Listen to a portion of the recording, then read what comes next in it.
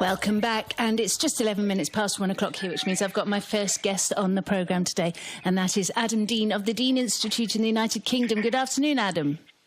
Good afternoon. Thanks very much for joining us today.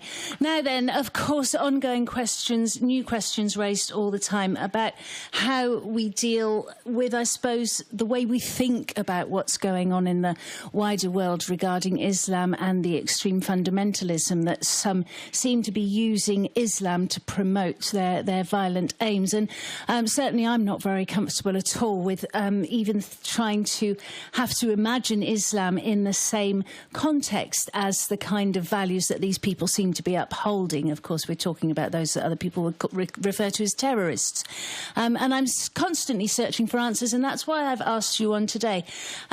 What I want to ask you, Adam, is as a spokesperson for a very highly esteemed organisation where you use philosophy to defend Islam, let me ask you, contemporary philosophy, should I say, to defend Islam. Let me ask you, first of all, how you feel that Islam needs to be defended at the moment. That in itself is quite an issue, no?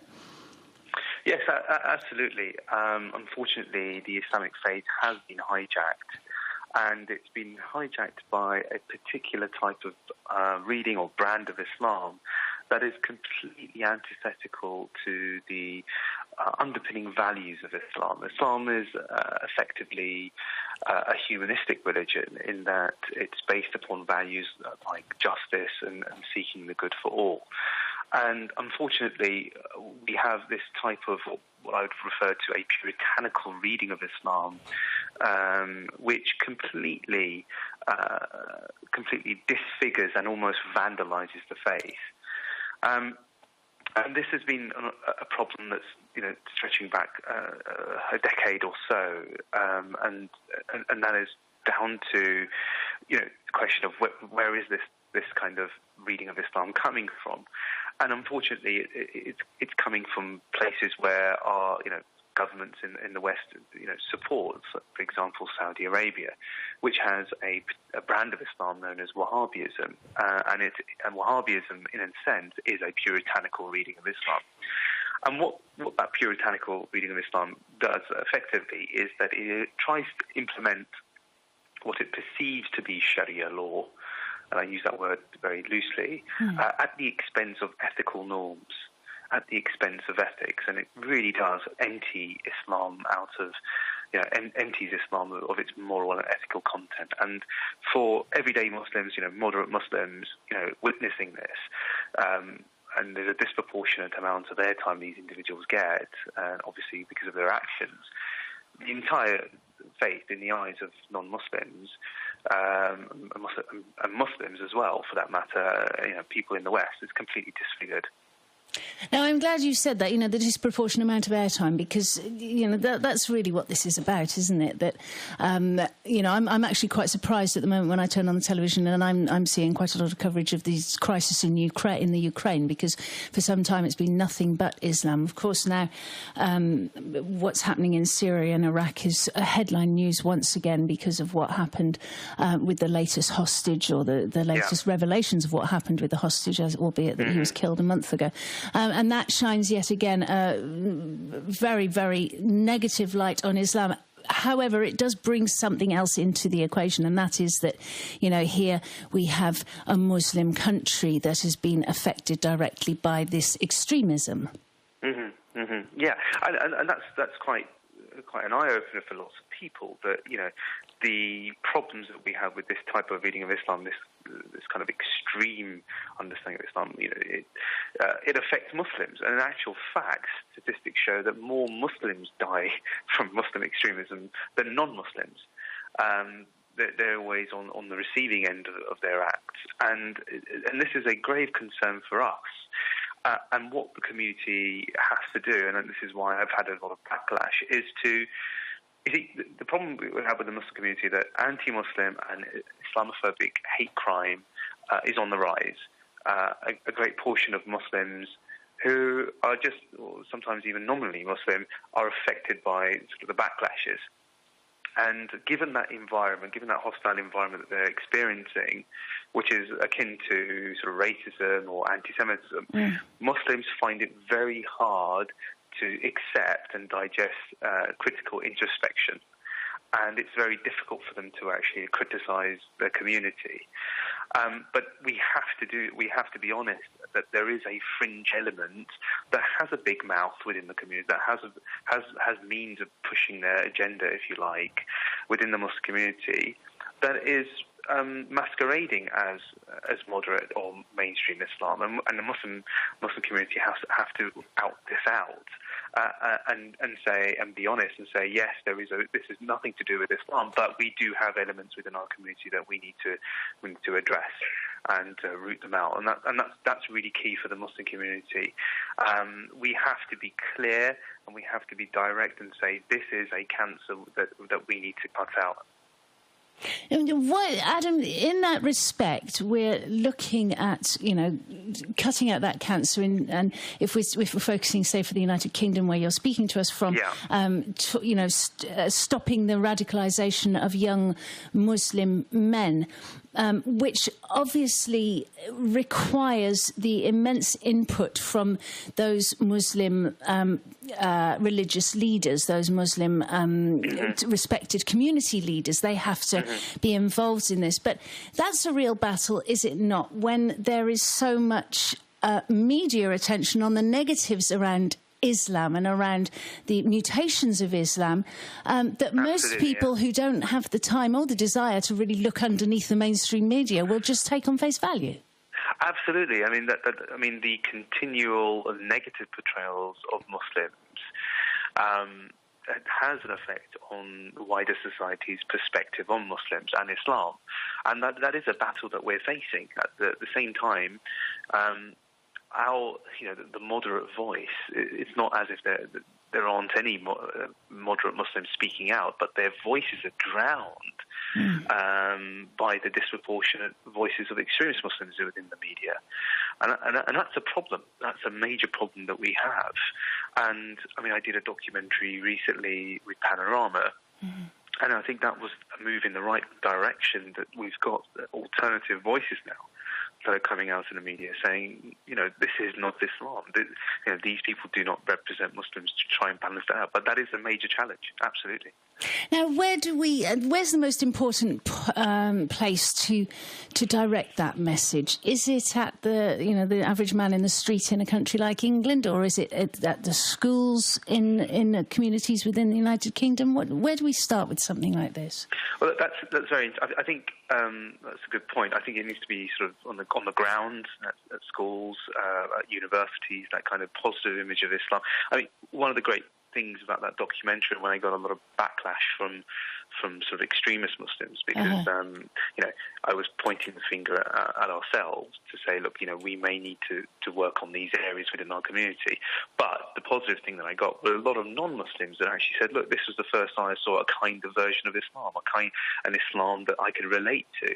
And that's really, really important. It only takes one positive image to do away with 10 negative images, as long as it's argued cogently and honestly.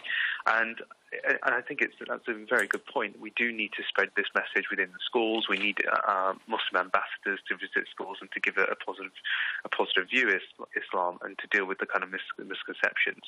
And there is intense integration within schools in England these days, and lots of multi-faith educational establishments. And I'm assuming, Adam, that at some points you probably do speak within those environments, do you? Yes, of course. Yes, I've been invited to various schools to. So what's your feeling? What kind of what's happening in schools, within the community, within the school, the children themselves, who tend to be more open-minded than a lot of adults who've made up their minds that this is how it is and they're not going to change. How do you feel? Is there positive feeling in schools? It is positive, but I think, again, children, like adults within the same society, are affected by the media. And, if we played a word association game with some children at school and we said Muslim or Islam, I'd pretty much bet my hat on the fact that the first word they would utter would be violence or some kind of terrorism or of some sort. And the concern is, how those Muslim, children, our students, are also going to be affected by that negative portrayal as well. It is an upward struggle. But I think what's happening now is that we are having a internal battle within the community, the Muslim community.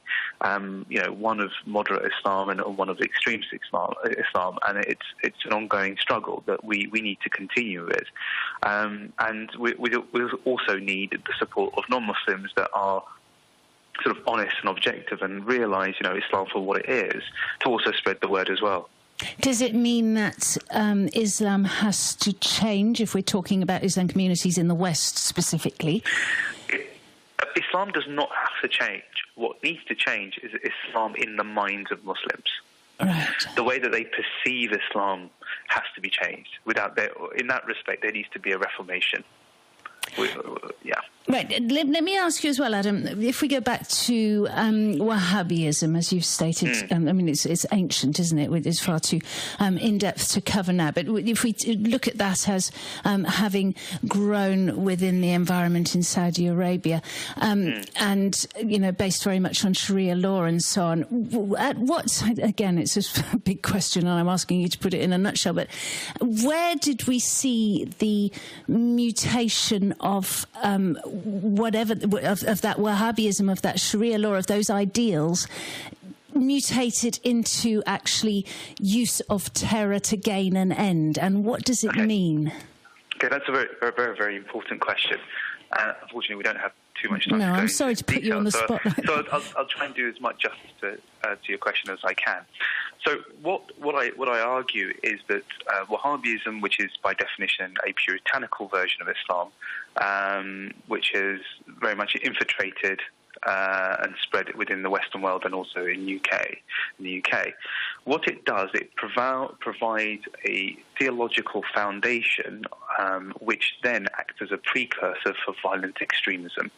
It provides certain, I'd say, toxic theological ideas, which then provides an oxygen for extremist violence.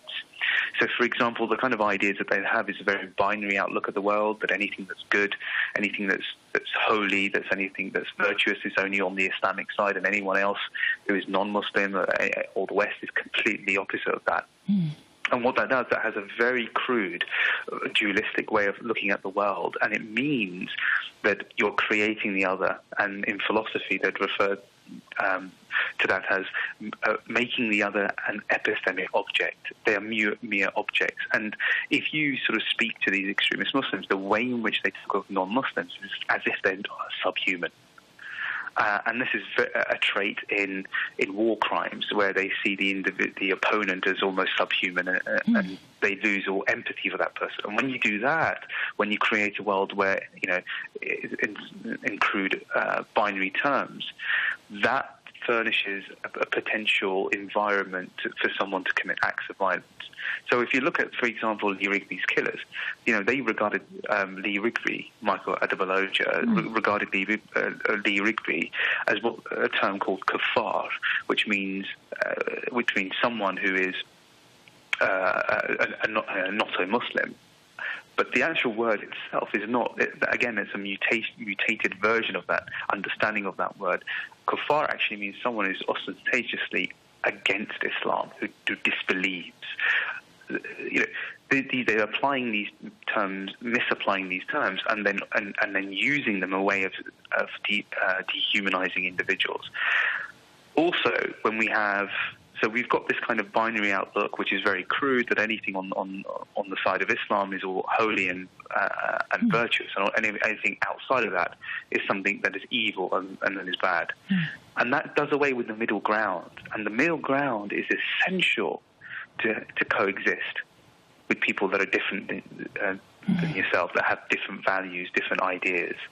That is completely obliterated with this kind of puritanical outlook of the world. Another problem, another kind of theological problem, is that they want to implement Sharia at the expense of ethical norms. Regardless of the context, You may call it literalism if you like. This is a major problem as well. And this is the type of teaching. I mean, there are other features that I could go into, but we don't have the time. But these are the type of toxic theological ideas that Wahhabism is teaching, is spreading amongst the Muslim youth. Now, think of it like this. Saudi Arabia has spent $100 billion in the last 10 years spreading its Wahhabi reading of Islam. That's 10 times more than the former Soviet Union spent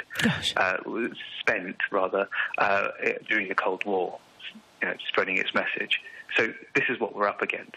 And when you say spreading its message, we're talking about, ideologically, geographically. Schools, funding schools, speakers, organisations, books. I mean, 10, 15 years ago, the first bookshops that were opening up in the UK were sponsored by a Wahhabi reading. You'd walk in there, the only books that you would have would be Saudi Wahhabi authors. You own the library, you own the mind. Now, you would expect, Adam, that would be successful in an ancient world or in a community, for example, in the outreaches of Pakistan, where there is no access, perhaps, to information. But nowadays, with such great access to information and information that can counter the sort of brainwashing, I suppose, that might take place with Wahhabism, then how has it been so successful? Why? It's because it's well-financed. The appeal to Wahhabi Islam will dry up when the oil dries up in Saudi Arabia. You're talking about millions and millions of pounds are spent propagating this type of reading of Islam. Moderate, sensible, open-minded Muslims who are in touch with their rich intellectual history, who are reasonably minded, they don't have those facilities. They don't have that manpower. We're up against a machine. Unfortunately, it's almost like the Walmart equivalent, completely buying out and consuming every other type of opposition. Incredibly fascinating. And what again, in a nutshell, Adam, what is the ultimate aim of those preaching Wahhabism? What is it? Well, the aim is obviously not necessarily for violence, but it is to preach a type of reading of Islam which is very, very schismatic, very, very. I mean, Wahhabism, its history has a sort of sinister past. It was actually established by means of violence, which is it's not surprising now that those very same individuals now in the 21st century are causing havoc in the world. Fascinating. Adam Deen, I wish we had more time. I do hope that we can speak again. Adam Deen of the Deen Institute, thank you very much for joining me today. Thank you for having me. Bye-bye. Bye-bye. Pippa Jones on TRE. TRE, Talk Radio Europe. Icon Media Group are publishers of Society Marbella. More than just a lifestyle magazine, Society Marbella is an essential guide for both residents and visitors to the Costa del Sol, covering all aspects of life on the coast. Society Marbella keeps you up to date with events, golf, fashion, health and beauty, dining, property, as well as what's happening in the world of celebrity. Pick up a copy of Society Marbella at the airport or from all the best venues on the coast and Gibraltar. societymarbella.com. We are a nation of dog lovers, but if you've ever lost a Sunday roast to your pet, then you'll understand the importance of good training. Barker & Barker dog training treats are the dog trainer's treat of choice. Why? Because dogs just love them, and yet they are the healthiest treats on the market. Created by canine nutritionists, Barker & Barker treats are both high in quality protein and low in fat. Find out more or order online at barkerandbarkertreats.co.uk. Reach TRE's ever-growing online audience absolutely free of charge. List your business on the marketplace at talkradioeurope.com free of charge by emailing your details to sales@talkradioeurope.com or find out about great marketplace offers, including special promotion and logo from as little as €50 a year. Don't miss out. Contact sales@talkradioeurope.com now. Pippa Jones on TRE. Welcome back. Fascinating there, listening to Adam Deen. So many questions that I wished to ask him, but unfortunately we don't have time. There's a lot to cover in a 2-hour show. I have a caller on the line. I'm going to break with tradition and ask this caller to go ahead. Good afternoon. Good afternoon, Pippa. Margaret here. Hi. My question would be, which country in the world has this humanitarian religious government? Islam country, I mean. Because he said it was a humanitarian religion.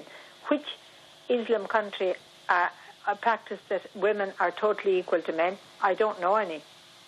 I think that's a good question. Unfortunately, we haven't got time for the debate, though, right now, Margaret. But maybe we can, next time we have him on, we can ask that. Okay, because he is speaking, of course, as a man. And as a man, he has much more rights. Indeed he does, but certainly I think he's talking as a Muslim man who lives in outside of the kind of countries that we would imagine have suspect humanitarian governments. Yes, but I wonder what his reaction would be if one of his daughters did not want to marry a Muslim. Well, that would remain to be seen. We would have to ask him, but thanks very much for calling in. Thanks, bye. Margaret. Right, let's move on, because what does this mean to everybody? I know what it means to me.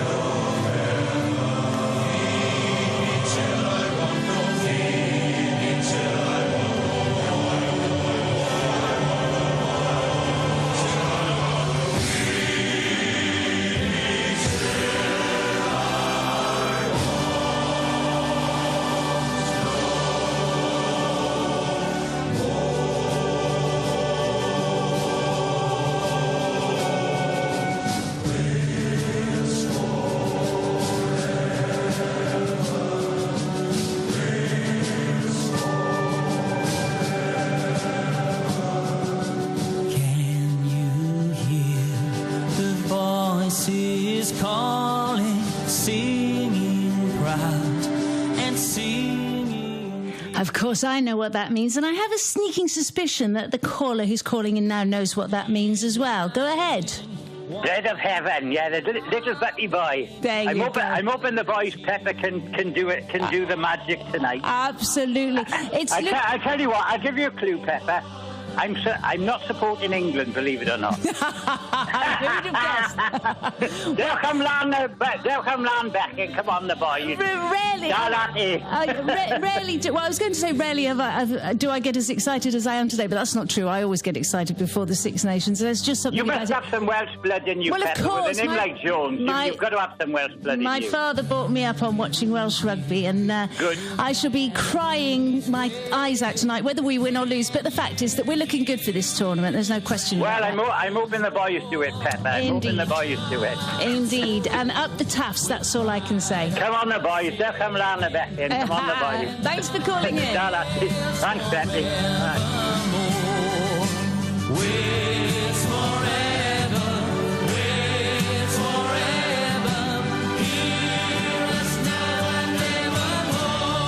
Pippa Jones on TRE. TRE. Last train to Malaga leaves from platform 1 at 2.99. Mike, did you just say 2.99? Sorry, I can't get it out of my head. Linea Directa's fully comprehensive car insurance with excess of just €299. Oh, that is a good deal. Mike, did you close the mic? I think so. Call 902-123-983. That's 902-123-983. And insure your car from just €299 per year. Linea Directa also provides insurance cover for your bike and home. Offer valid for new customers only. Buying or selling a house in Spain, transferring pension payments, or topping up your Spanish bank account? Whatever your reason for making international money transfers, it pays to shop around for the best deal. So put HiFX to the test today and see how much you could save. For a better deal, visit hifx.co.uk, and you could be making a transfer within minutes. Or email Costa del Sol at hifx.co.uk. Call 951-203-986, or visit our office in Centro Plaza, next to the Bullring in Puerto Banús. HiFX Sucursal in España is a branch of HiFX plc, which is authorised by the Financial Conduct Authority under the Payment Services Regulations 2009. With so many options for my UK pension funds now, what are the best solutions for Spanish residents? Talk to the people who know. It's crucial you understand how the new UK pension regime affects you. Contact the specialists at Blevins Franks today for personalised advice. Visit blevinsfranks.com. On TRE. And welcome back. My next guest is actually a gentleman who I've featured before. Lovely man. Tony Edwards is his name. And The Good News About Booze is his book and, moreover, his research work. And I think it's particularly fitting. I don't know if you're a rugby man, Tony, but I'm sure a few people will be downing some pints tonight as the Six Nations kicks off. Good for them. Yeah. Hope they enjoy it. Now then, I've featured you before. You've been on this radio station before. But nonetheless, of course, it's a topic to which there are many facets, and moreover is very, very interesting for a lot of people, because most of us... perennial question, because 95% of us drink. There you go. I hope we do anyway. That's what you've taken the words out of my mouth.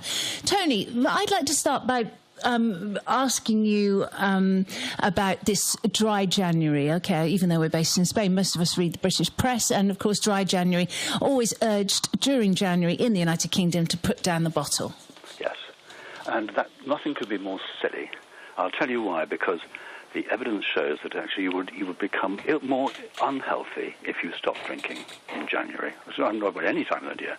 There's extraordinary evidence that has been found in the last 15 years that actually regular drinking, that's drinking every day, a small amount of preferably wine, will be exceptionally good for your health. The reverse is the reverse. Now, if you don't drink, you will get more illnesses than if you do drink. And if you drink sporadically, that also you'll get more illnesses than if you don't drink regularly. And of course, if you binge drink, that is a very bad idea too. So you've got this paradox. You've got binge drinking is bad for you, not drinking is bad for you, and they're both equally bad for you, as it turns out. But drinking moderately every day is exceptionally good for you. Well, you've got to do it every day. It's like taking a medicine. You've got to take it every day. Tony, let me go back then. So you've just said that not drinking anything at all, in fact being teetotal, is as bad as binge drinking. Correct. Tell me. It's bad for your health. You will live about the same length of time as a binge drinker if you don't drink. Because there are so many health benefits with alcohol. The main benefit is to reduce heart disease, but there's been an enormous amount of that was discovered many years ago, 20 years ago.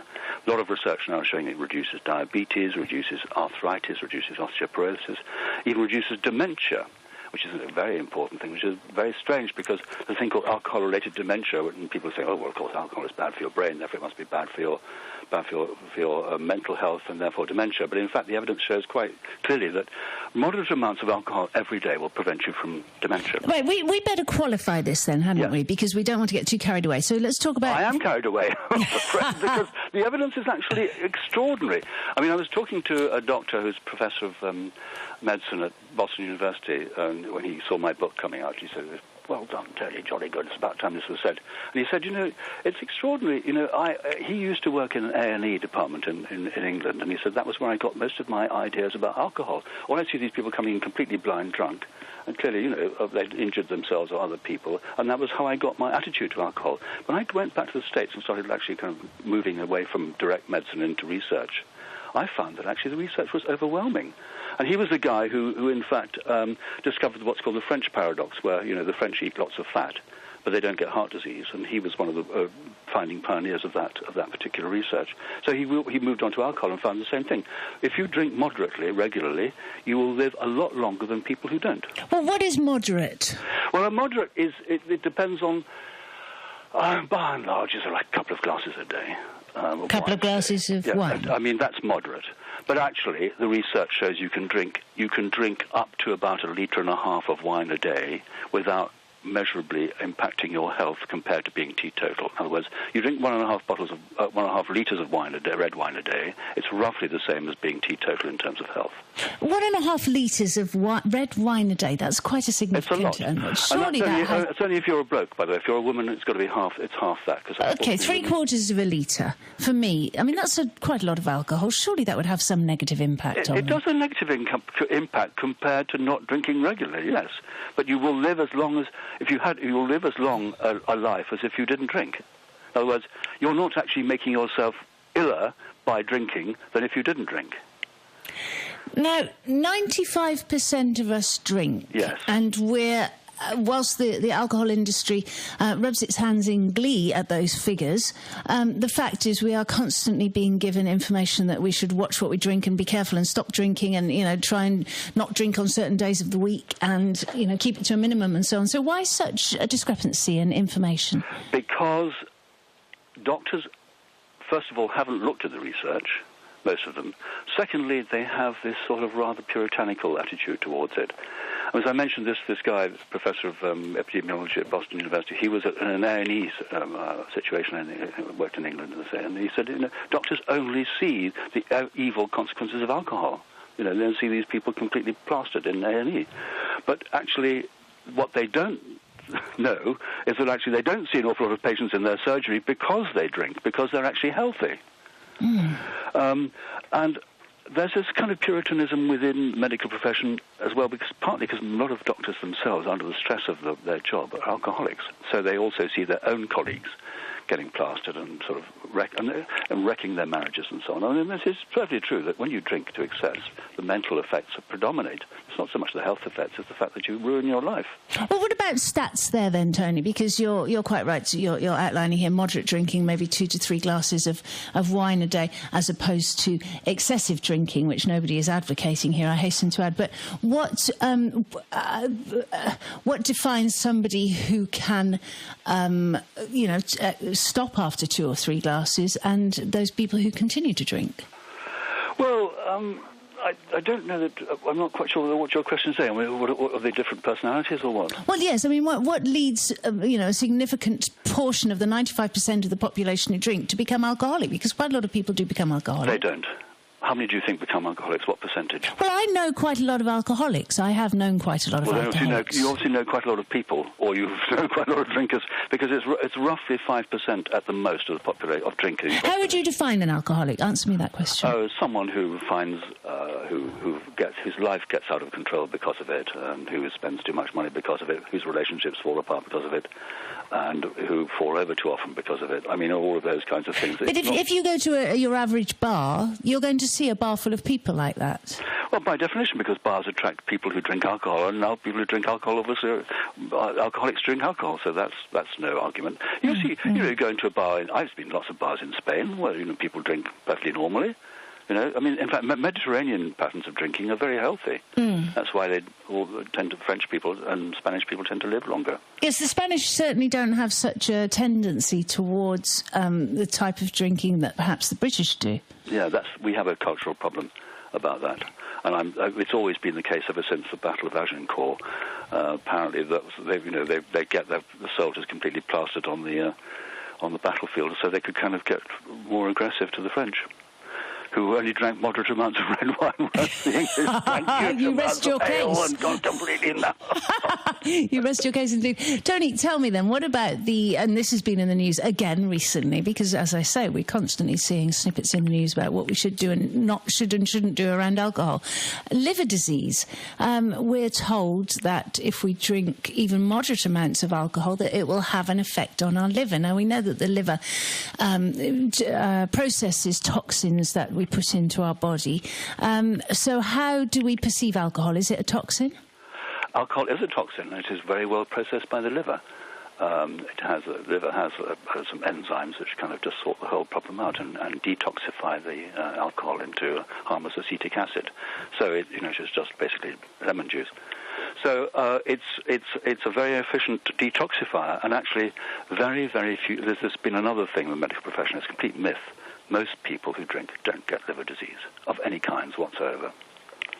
The vast majority of drinkers don't get anything like it. Now, for example, even alcoholics, you'd think alcoholics would get all of them get liver disease. But I just quote to you on page 29 of my book, The Good News About Booze, putting in the plug. In 2003, researchers at Canada's prestigious Centre for Addiction and Mental Health in Toronto surveyed the entire international evidence of alcoholism and liver, reporting that alcoholics drink an average of 160 grams of undiluted alcohol per day. That's neat alcohol. About 14% of alcoholics will develop cirrhosis if they drink this quantity for a period of 8 years. Okay, 160 grams of neat alcohol is actually about 2/3 of a bottle of scotch.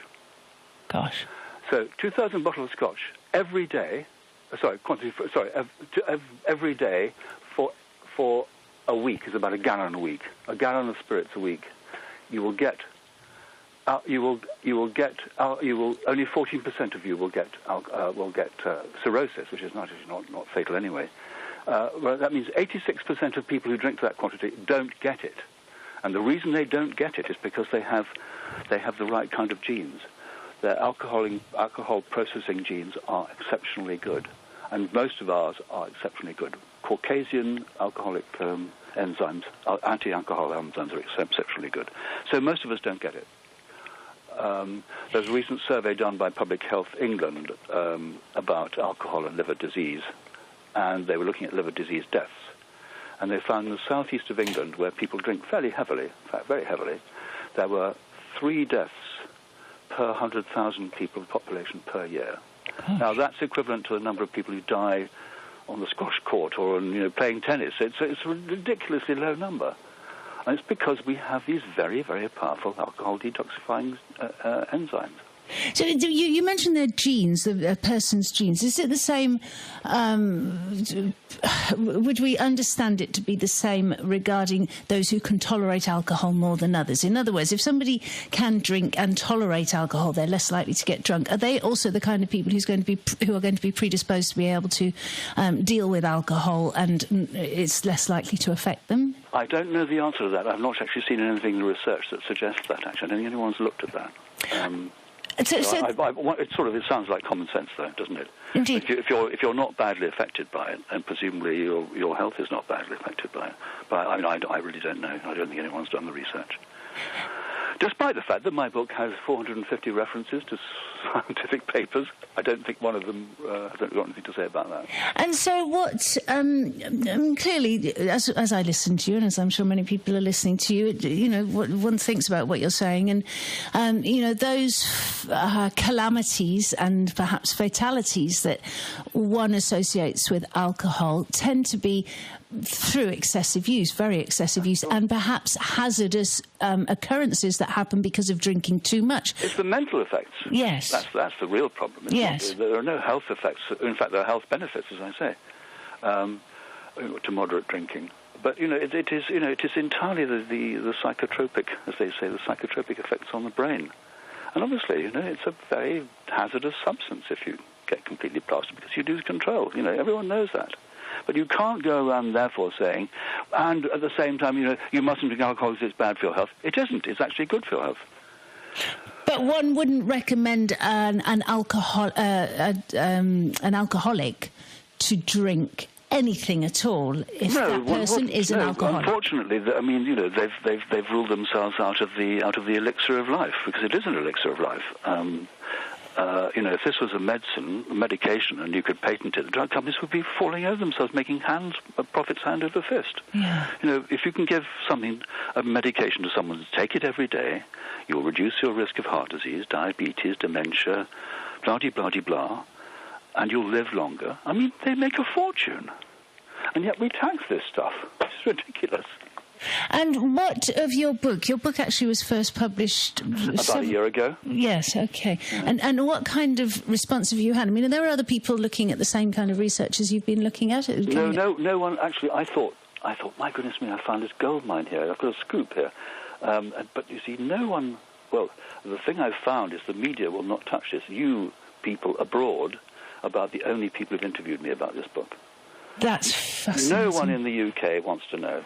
No newspaper, no TV outlet, no radio outlet. Well, go on. Why, Tony? Be as cynical as you need to be. Partly because the journalists, for some reason, although we are normally a sceptical bunch, we take politicians to task for the slightest thing, but we tend to have, not me included, but we journalists tend to have this rather sort of, not exactly, perhaps fear of doctors also. We revere them in some way. We think that whatever, if you're a doctor, you've got a white coat, and whatever you say must be right, doctor. Yes, doctor. Yes, three bags full, doctor. And these doctors come on. They are mainly work for alcohol charities, quote unquote, which are prohibitionist organisations in my view. They tend to overplay the downsides of alcohol and underplay the benefits. So they come on radio and television and say, it's all terribly bad for him, blah, blah, blah, don't touch a drop. And of course, the journalists believe that. And secondly, journalists themselves you say you know lots of alcoholics because you're a journalist. We certainly used to tend to drink an awful lot. And so we have, in our profession, we've got lots of people who fall by the wayside with drink. So I think that's another reason. There's a kind of political incorrectness about saying that alcohol is good for you. We sort of tend to think that it's, we sort of talk behind our hands, say, oh, God, he got a bit pissed last night. Oh, dreadful, dreadful, dreadful. And, but if one looks at it another way, say, the continentals see it as a healthy part of life, and which is why they have such a healthy life. Indeed. Tony, what about positives that have come out of your book? I mean, you must have had a... What about what? Positives that have come from your book. You must have had a significant amount of people who've actually been very, very relieved to have been freed from the terror that's been set into their brains about their drinking habits, because many people actually do drink sensibly and do drink maybe 2 or 3 glasses a day, but nonetheless they've been told that they're wrong to do it. But actually, this is quite liberating for people who like to have a sustainable, moderate drink. Yeah, it is liberating. But I've had, as I said, since I've had so little media coverage, I don't have a sort of massive kind of Facebook-type that's a great pity. Presence. But I know who people have got in touch with me. Obviously, there's been lots of nice reviews on Amazon and so on. But there you go. That's the BBC calling you now for an interview. Because they always listen to Radio Jones. Of course they do. Tony Edwards, an absolute pleasure. You've been on before, and I do hope that you'll come back on again. And the good news about booze. I know, it's difficult to say, isn't it? Especially when you've had a drink. Not at this time of morning. That's another thing. Don't drink before 6. There you go. And let me tell you, you didn't say 6 in the morning or 6 in the afternoon. So on that bombshell, we'll leave you. Tony Edwards, thank you so much. Thank you very much. Take care. Bye-bye. Bye-bye. TRE. Ignore this message and you risk a minimum fine of €10,000. Have I got your attention? Are you a Spanish resident with more than €50,000 in foreign assets? If you are, then you'll need to file a declaration. This really is no joke. It's a fact. For more information, call Spence Clark & Co. on 952 822 943 or visit us at spenceclark.com. Thank you for listening. Promote your Valentine's Day event or products 4 times a day on Talk Radio Europe and on our website talkradioeurope.com for the incredible price of just €100 plus IVA. Call the sales department on 952 799 953 or send an email to sales@talkradioeurope.com. Talk Radio Europe, your romantic voice in Spain. The best thing to save on your daily shopping is Ibercor, because now you've got more than 1,500 products with a 70% discount on the second unit. Like in the Parapharmacy, where you'll find Nutriben baby food with a 70% discount on the second jar. Save with a 70% discount on the second unit at Ibercor. Also on your purchases at ibercor.es. On TRE. Thanks very much there to Tony Edwards. Now, changing the subjects completely, we're going to have a quick listen to something which was quite wonderful, I think. Any regular listeners will know that I'm what's called a humanist, and actually a very well-known gentleman, Stephen Fry, also claims to be a humanist, and that is somebody who doesn't actually believe in God or religion as such, but believes in the good of the human being whilst they're on this earth. The idea being that you do good while you're here, not because you're going to go to heaven, but because this is our time and we should have a good positive effect on those around us. Anyway, Stephen Fry, this is a snippet from an interview that was conducted on Ireland's National Public Service, RTE1, and he's being interviewed here by a very well-known Irish presenter called Gay Byrne. I'm sure most of you have heard of him. And the subject is the meaning of God, the meaning of life, the meaning of religion. And Gay Byrne asks Stephen Fry to explain a couple of things to him, and that is mainly focused on the idea of why Stephen Fry doesn't believe in God. Take a listen to this. Suppose what Oscar believed in as he died, in spite of your protestations, suppose it's all true, and you walk up to the pearly gates and you are confronted by God. What will Stephen Fry say to him, her, or it? I will basically, what's known as theodicy, I think. I'd say bone cancer in children? What's that about? How dare you? How dare you create a world in which there is such misery that is not our fault? It's not right. It's utterly, utterly evil. Why should I respect a capricious, mean-minded, stupid God who creates a world which is so full of injustice and pain? That's what I'd say. And you think you're going to get in on that? But I wouldn't want to. I wouldn't want to get in on his terms.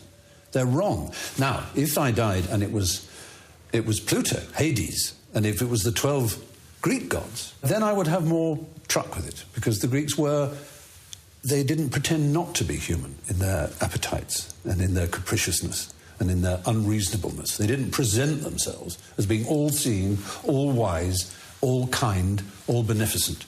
Because the God who created this universe, if it was created by God, is quite clearly a maniac. Utter maniac. Totally selfish.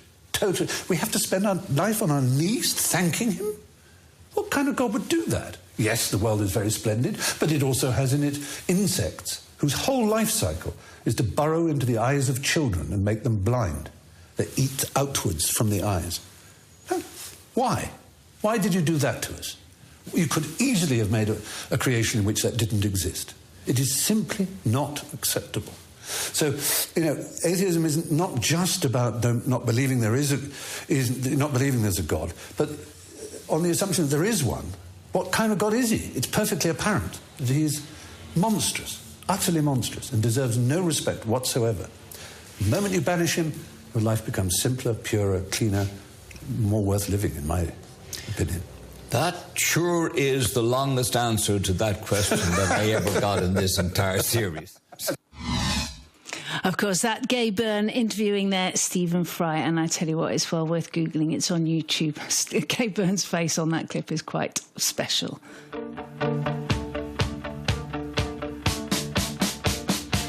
I got you. That's all I want. I won't forget. That's a whole lot. I don't go out, not now that you're in.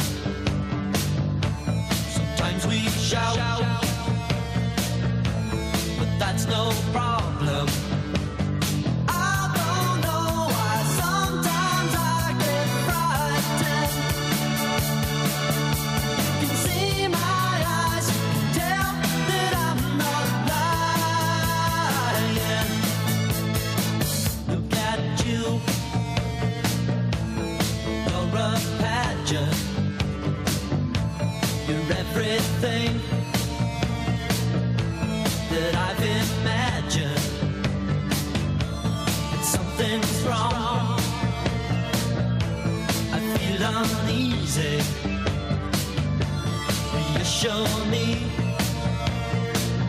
tell me you're not teasing. I don't know why sometimes I get frightened. You can see my eyes, you can tell that I'm not lying. I don't know why sometimes I get frightened. You can see my eyes, you tell me you're not lying.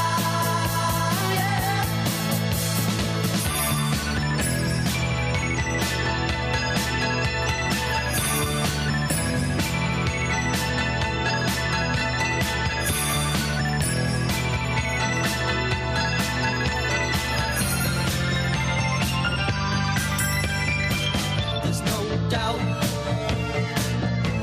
not when I'm with you. When I'm without, I stay in my room. Where do you go? I get no answer. You're always out. It gets on my nerves. I don't know why sometimes I get frightened. You can see my TRE. Talk Radio Europe. Your voice in Spain. The UK and international headlines brought to you by DreamsOverseas.com. Professional real estate. From the Sky News Centre at 1, a British jihad